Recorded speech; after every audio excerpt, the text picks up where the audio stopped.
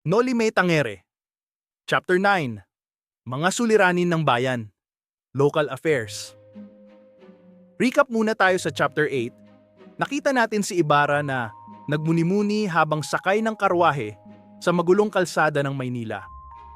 Habang pinagmamasdan niya ang busy na syudad, bumalik sa isip niya ang mga alaala ng pagkabata at ang mga pagbabago sa buhay niya.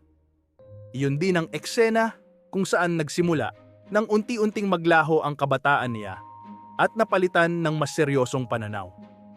Lalo na dahil sa mga nangyari sa kanyang ama. Ngayon sa Chapter 9, lilipat tayo ng eksena pero hindi mawawala ang drama.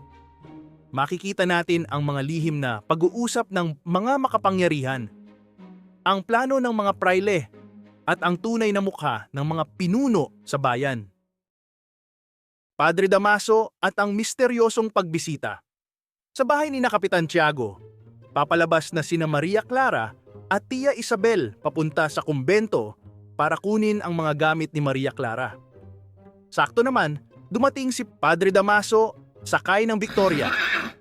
Hinaplos ni Padre Damaso ang pisngi ni Maria Clara. Medyo creepy vibes na naman si Father D. Sabi ni Padre Damaso, "Saan kayo pupunta?" Sumagot si Maria Clara, "Sa kumbento po, Padre. Kukunin lang ang mga gamit ko."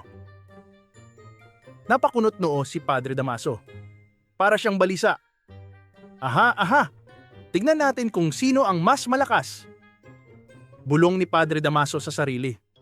Umakyat siya sa bahay na parang malalim ang iniisip. Naiwan sina Maria Clara at Tia Isabel na nagtataka. Nagulat si Maria Clara at Tia Isabel pero deadman na lang sila. Siguro nagpa-practice ng sermon, sabi ni Tia Isabel. Sabay yaya kay Maria Clara, "Halika na, baka malate tayo." Quiz tip. Tandaan nyo tong eksena. Quiz favorite ang aha moment ni Padre Damaso. Dahil dito, makikita ang hidden agenda niya. Dito, obvious na may plano o inaalala si Padre Damaso. Hindi lang basta sermon ang iniisip niya. Malamang may kaugnayan ito kay Ibarra at sa mga nangyayari sa San Diego. Pagpasok ni Padre Damaso sa bahay ni Kapitan Tiago, hindi na siya nag-bless o kung ano pang pa-courtesy ni hindi man lang nakapagmano si Kapitan Tiago. Diretso agad siya kay Kapitan Tiago. Seryoso si Padre Damaso. "Santiago, may mahalaga akong dapat sabihin. Sa opisina tayo mag-usap." Napakamot sa ulo si Kapitan Tiago. Medyo kabado pero sunod naman siya sa utos ng pari. Note: typical Tiago. Yes man sa mga prayle. Ang tensyon dito nagpapakita kung gaano kalaki ang impluwensya ni Padre Damaso kay Kapitan Tiago. Parang hawak niya sa leeg si Kapitan Tiago. Sa loob ng kumbento, Padre Sibila at ang matandang prayle. Habang nagaganap ang pag-uusap ni Padre Damaso at Kapitan Tiago, si Padre Sibila naman may sariling the moves sa kumbento. Hindi siya nagtagal sa kumbento ng Binondo. Bagkus dumiretso siya sa kumbento ng kanilang order, malapit sa Puerta Isabel II o Puerta Magellan. Depende kung sino ang nakaupong hari sa Spain. Hindi niya pinansin ang amoy ng tsokolate o ang lagaslas ng mga barya sa treasury room. Diretso siya sa private quarters ng isang matandang pari. Dinalaw niya ang isang matandang prayle na halatang mahina na ang katawan, mukhang malubha ang sakit. Kumatok si Sibila. "Pumasok ka," sagot ng mahinang boses. Pagpasok niya, nakita niya ang matandang pari. Payat, halos parang santo sa itsura. Pero halatang matindi pa rin ang dating. Makapal ang kilay at malalim ang mga mata. Halatang matagal nang pinapasan ang problema ng simbahan. O baka naman, intrigang pansimbahan. Pagpasok ni Padre Sibila sabi niya, "Naway gumaling po kayo, Reverencia." Matandang pari, Hernando, sinabihan akong kailangan ko raw operahan. Pero sa edad ko, sa bansang ito, mabuti pang mamatay na lang ako." Tumingin si Padre Sibila. Halatang may respeto pero may sariling agenda. Padre Sibila. Mukhang matinong bata si Ibarra. Mayaman, edukado, ikakasal kay Maria Clara. Hindi natin dapat problemahin. Pero may kakaibang sagot ang matanda. Matandang pari. Kung magiging sunod-sunuran siya, mabuti. Kung hindi, mas okay. Mas madaling kalabanin ang hayagang kaaway. Nag-usap pa sila tungkol sa kapangyarihan ng mga prayle sa bayan. Matandang pari.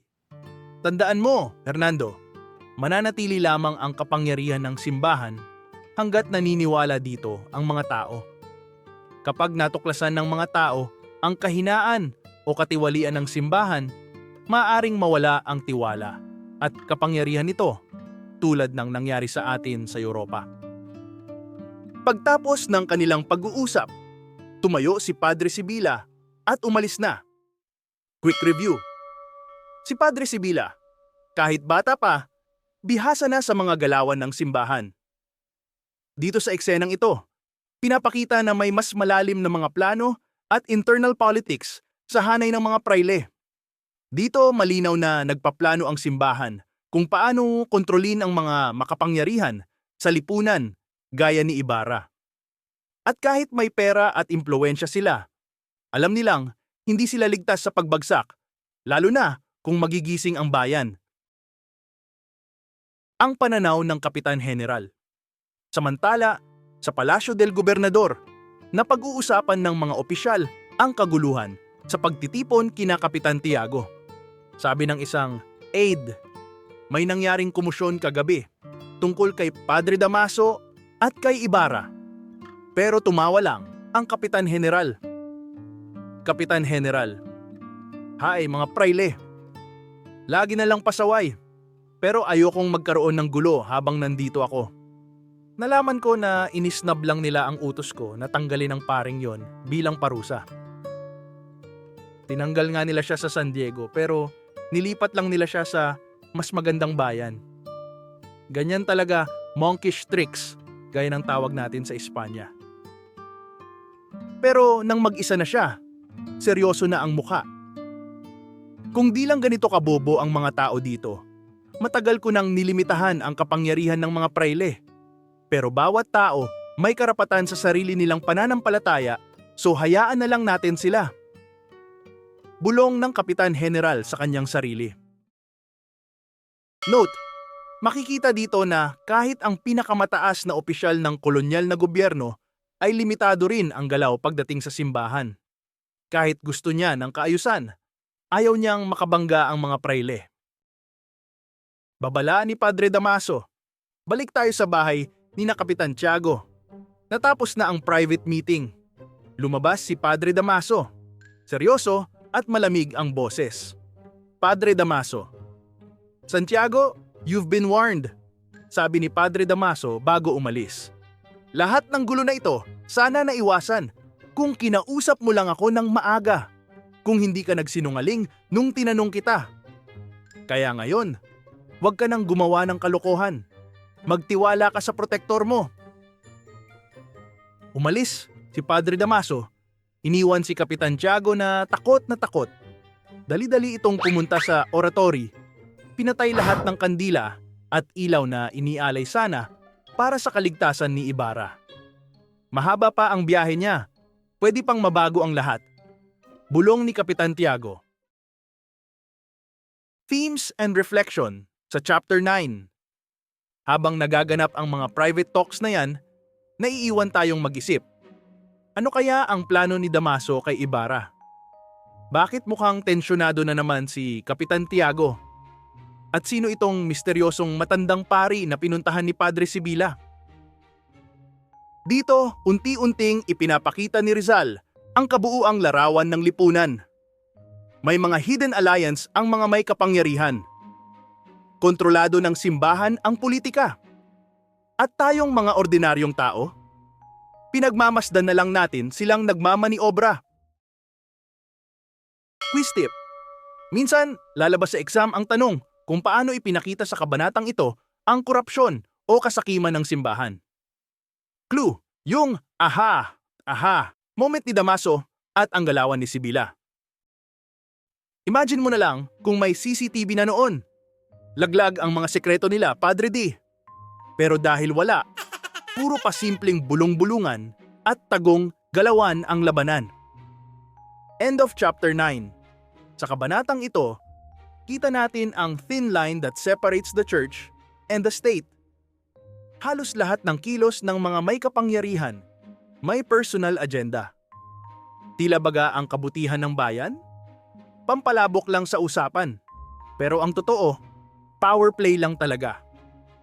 Sa panahon ngayon, may ganyang paralel. Mga leader na sa halip maglingkod, inuuna ang sariling interes. Nakakalungkot pero real talk. Mini quiz time! Sagutin nyo ito. Pwedeng lumabas sa exam. Bakit pupunta sa kumbento si Maria Clara?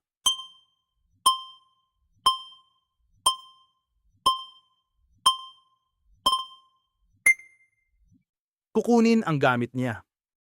Ano ang sinabi ni Padre Damaso na nagpakita ng plano niyang makipagsabayan sa kapangyarihan?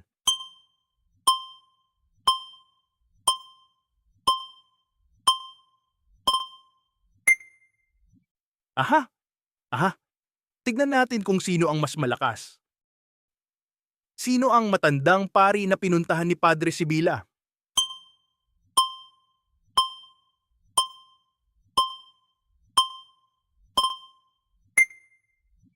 Hindi pinangalanan sa kabanatang ito. Bakit sunod-sunuran si Kapitan Tiago kay Padre Damaso?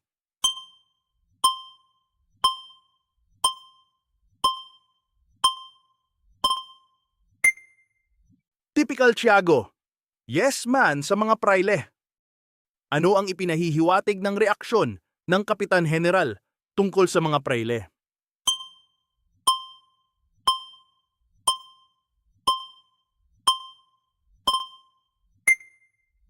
Pinipili niyang manahimik at umiwas sa gulo. Grabe, kabit-kabit na ang mga sikreto. Pero teka, kilalanin muna natin ang San Diego. Sa chapter 10, alamin natin ang history ng hometown nila Crisostomo Ibarra at Maria Clara. Paano nga ba ito nagsimula? Kaya kung gusto mo ng mas malinaw na kwento ng Noli, like mo na itong video, mag-subscribe ka, at comment mo kung natulungan ka nitong Taglish Review. Kita-kits sa susunod na kabanata. Tandaan, cramming man o hindi, mas okay kung naiintindihan mo ang kwento